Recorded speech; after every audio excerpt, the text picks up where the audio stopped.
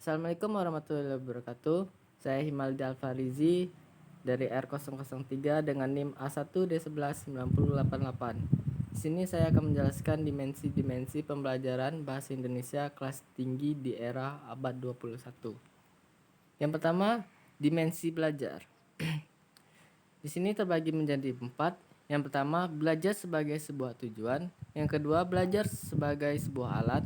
Yang ketiga, belajar sebagai sebuah proses. Dan yang keempat, belajar sebagai sebuah produk. Selanjutnya yaitu ada tujuan dimensi belajar sebagai proses. Di sini juga terbagi menjadi 4. Yang pertama, pembelajaran yang menyenangkan. Yang kedua, agar murid menjadi cerdas. Yang ketiga, terbiasa dengan pendekatan saintifik. Dan yang keempat adalah kebutuhan SDM abad 21. Selanjutnya, dimensi belajar sebagai proses. Di sini ada terbagi menjadi 5. Yang pertama, mengembangkan sikap dan persepsi positif. Yang kedua, memperluas dan menghasilkan pengetahuan. Yang ketiga, mengembangkan sikap produktif. Yang keempat, belajar secara bermakna. Yang kelima, memperoleh dan mengintegrasi pengetahuan. Selanjutnya yaitu belajar untuk memperoleh dan mengintegrasikan pengetahuan. Yaitu guru memiliki kemampuan advance material, yang dimana terbagi menjadi 4, yaitu guru harus menarik. Yang kedua, guru harus menyenangkan. Dan yang ketiga, guru harus inspiratif. Dan yang keempat, guru harus memberikan motivasi. Selanjutnya, belajar sebagai sarana pengembangan sikap positif, yaitu terbagi menjadi 2, yaitu ada faktor eksternal dan faktor internal.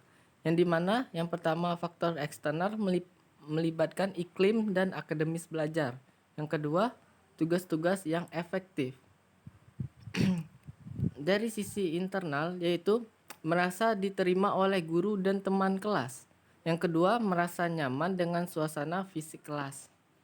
Selanjutnya yaitu belajar sebagai sarana memperluas dan menghaluskan pengetahuan.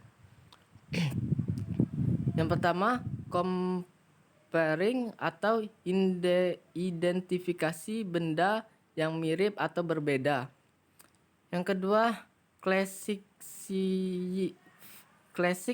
seeing atau memilah atau mengklasifikasikan. Yang ketiga, induksi atau menyiapkan mental. Yang keempat, analyzing error. Yang kelima, constructing support. Yang keenam, abstracting. Yang ketujuh, analyzing personal. Selanjutnya yaitu belajar secara bermakna. Yang pertama yaitu making deduction. Yang kedua, do investigation. Yang ketiga, experimental. Yang keempat, problem solving. Yang kelima, choice inventation. Selanjutnya, mengembangkan sikap produktif sebagai perwujudan abad 21. Yang dimana yang pertama yaitu ada critical thinking dan learning. Kedua, creative thinking. Yang ketiga, self-regulate thinking dan learning. Yang keempat, collaboration. Yang kelima, communication. Keenam yaitu cultural sensitiveness. Selanjutnya, 3 elemen penting pembelajaran modern, yaitu TPA-CK. 3 elemen penting pembelajaran modern yaitu ada HOTS dan competition abad 21. Selanjutnya, taksonomi Bloom's, pengertian dan klasifikasi. Taksonomi tujuan kognitif menurut Bloom 1956, yaitu ada evaluation, synthesis, analysis, application, compression, knowledge. Yaitu evaluation melibatkan mengembangkan nilai-nilai, ide, metode dan lain-lain dengan standar. Yang kedua, synthesis, menggabungkan bagian-bagian menjadi satu kesatuan. Yang ketiga, analisis, memecahkan konsep menjadi bagian-bagian dan mencari hubungan antar bagi-bagian. Yang keempat, application atau penerapan, yaitu menggunakan konsep, prinsip, dan prosedur untuk memecahkan masalah. Yang kelima, compression, yaitu pemahaman, menerjemahkan, menginterpretasikan, atau menyimpulkan. Yang keenam, knowledge atau pengetahuan, yaitu mengingat dan menghafal. Selanjutnya yaitu taksonomi kognitif Lorin, yaitu yang pertama mengingat atau mengenali, mengingat informasi dan fakta. Yang kedua ada memahami, yaitu mengerti makna informasi dan fakta. Yang ketiga melakukan atau melaksanakan fakta, hukum, konsep, dan ide.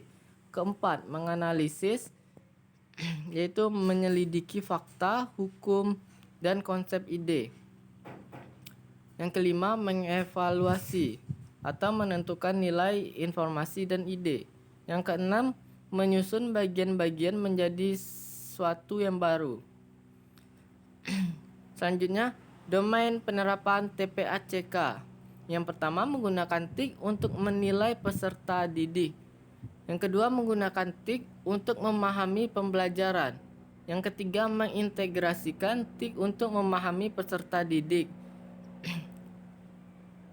yaitu siswa memvisualisasikan idenya menggunakan CorelDRAW, menggunakan WhatsApp atau email untuk menampung keluh peserta didik, menyiapkan forum konsultasi secara online dan sebagainya. Yang keempat, mengintegrasikan TIK dalam rancangan kurikulum termasuk kebijakan. Yang kelima, mengintegrasikan TIK untuk menyajikan data. Yang keenam, mengintegrasikan TIK dalam strategi pembelajaran. Ketujuh, mengintegrasikan TIK untuk pengolahan pembelajaran. Kedelapan, mengintegrasikan TIK untuk konteks belajar. Oke, sekian dari saya. Terima kasih.